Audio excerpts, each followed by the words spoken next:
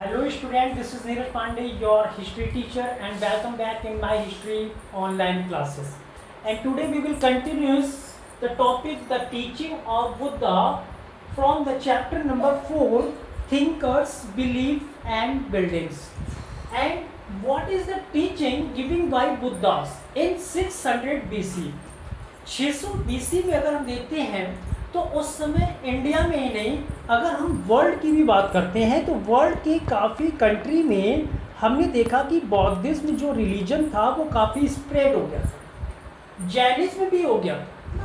और जैनिज्म के साथ साथ उस समय ब्राह्मण जो हमारे यहाँ ऑलरेडी जो रिलीजन चल रहा था उसमें हमने वेदास देखा, ऋग्वेद देखा, यजुर्वेद देखी, अथर्ववेद देखा, सामवेद देखा, उपनिषद देखा, पुराण देखे, ये सब ब्राह्मणीज थे।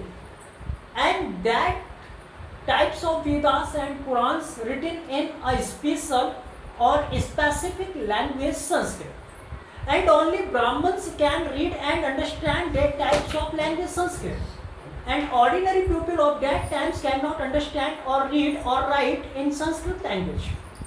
तो उस समय इनका जो कर्मकांड था वो बढ़ता चला जा रहा था और लोग इनको मानने भी लगे। लेकिन कहते हैं ना कि जब अति हो जाती है तो कोई ना कोई एक अवतार होता है।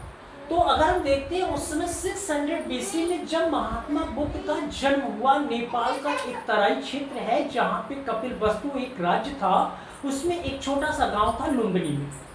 और महात्मा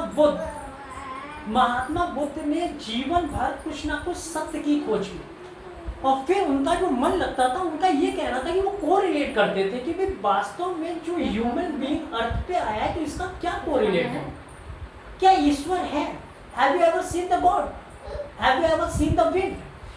तो इसका जब हम क्वेश्चन पूछते हैं तो भाई हमको इसका पूरा क्लियर नहीं हो, भाई कोई क्लियर तरीके से नहीं कह सकता है ना कि हमने ईश्वर को देखा। तो उन्होंने जो teaching the, near about 6 year तक उन्होंने तपस्या की, ज्ञान को प्राप्त किया और ज्ञान प्राप्त करने के बाद ये 4 जो उन्होंने टीचिंग्स दी, और 4 टीचिंग्स में क्या था? Sorrow, reason and desire and will and निवान एंड निर्वाण। 2 वर्ड है, निवान एंड निर्वाण, ये बताऊंगा मैं अभी आपके लिए। उन्होंने कहा कि जो टोटल वर्ल्ड है वो क्या है? सॉरो में सैडनेस है, अर्थात वो दुखी है, संसार दुख में है। और दूसरा उन्होंने कहा कि जो ये दुख है, देखिए हर चीज का कोई ना कोई रीजन होता है। तो उनका इस सोरो का, इस जो हमें सैडनेस मिला, इसका भी क्या एक रीजन है। और वो रीजन क्या है? उस रीजन को जब हम पता लगा लेंगे तो हमें पता लगेगा कि भी हमारी कुछ डिजायर थी, हमारी कुछ विल्स थी, उस डिजायर और विल्स को जब हम कंट्रोल नहीं कर पाते, हम कंट्रोल नहीं कर पाते।